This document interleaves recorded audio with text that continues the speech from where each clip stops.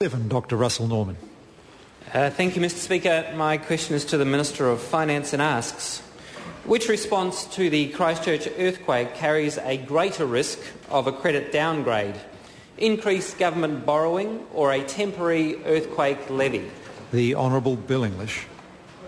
Well, Mr. Speaker, the government doesn't have any choice really about increased government borrowing with respect to Christchurch. The government has had to start borrowing more almost immediately to pay for earthquake costs, such as the $150 million welfare spend that's going on at the moment just to put cash in people's pockets.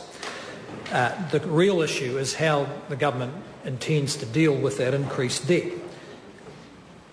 If we weren't borrowing, we wouldn't be able to meet all those immediate levels, all those immediate demands, but the government will outline in the budget how it does intend to deal with that increased level of debt.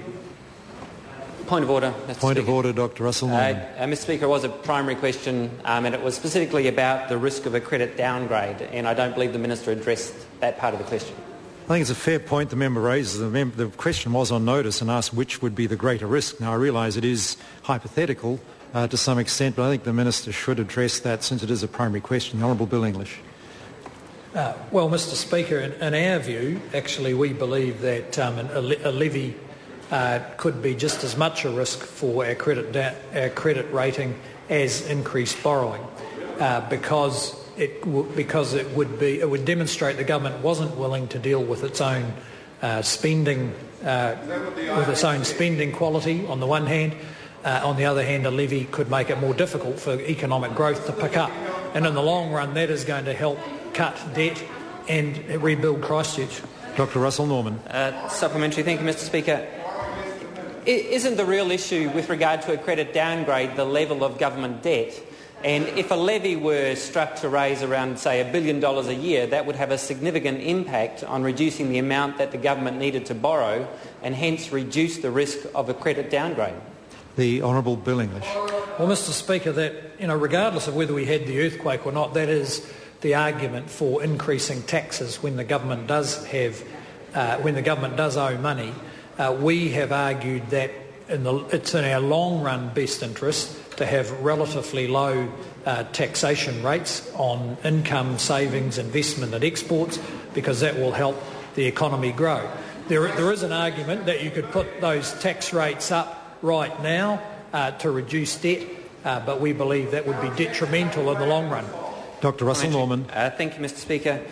With regard to the short run and the specific circumstances in which we find ourselves, a temporary earthquake levy at, say, 1.5% or 3% above 70,000, that rather than being a long-term increase in taxation would just be a short-term effect to deal with the costs that we have now. So it's not about the long-term argument. Does he still believe that we shouldn't go down that path? The Honourable Bill English.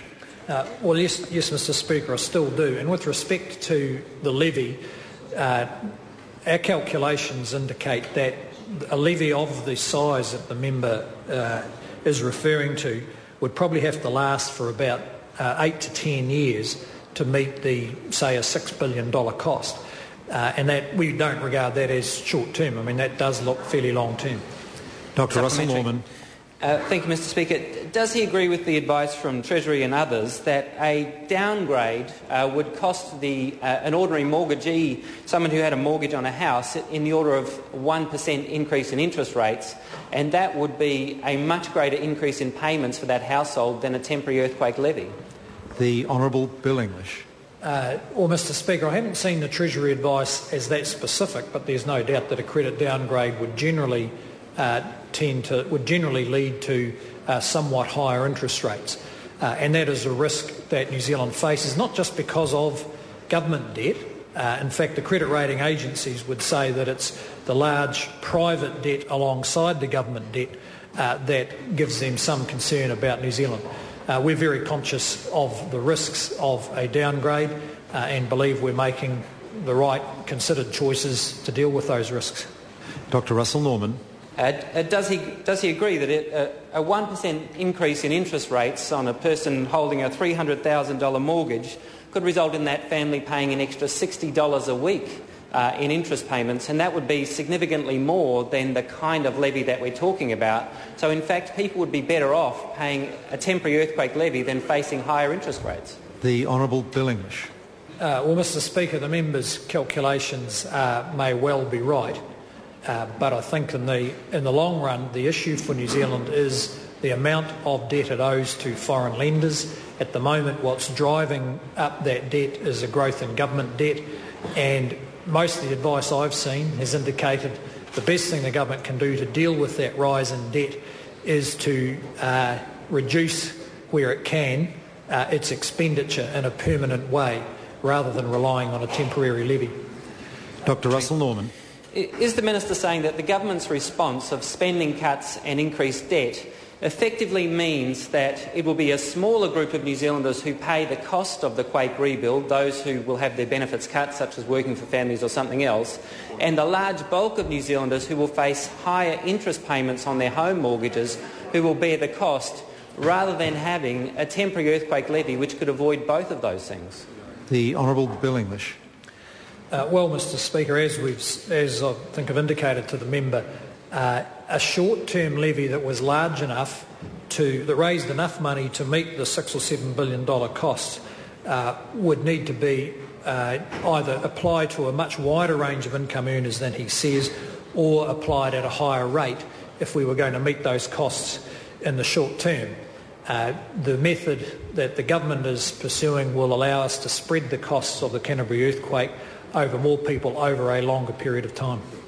Dr Russell Norman.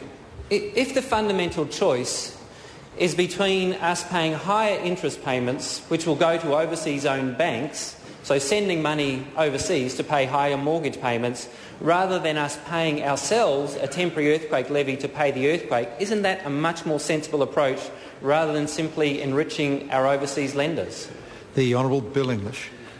Oh, well, Mr Speaker, if those were the trade-offs, then the member might have an argument, but that's not quite how we see it.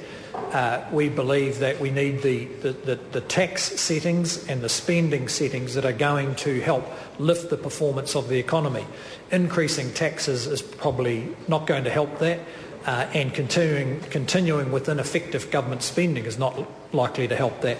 So we've been trying to get the tax rates lower, but moderate and lower, and to focus government spending where it can be effective. If we can achieve both of those things, we can get a growing economy and deal with the debt that comes from the Christchurch earthquake. Question number 8.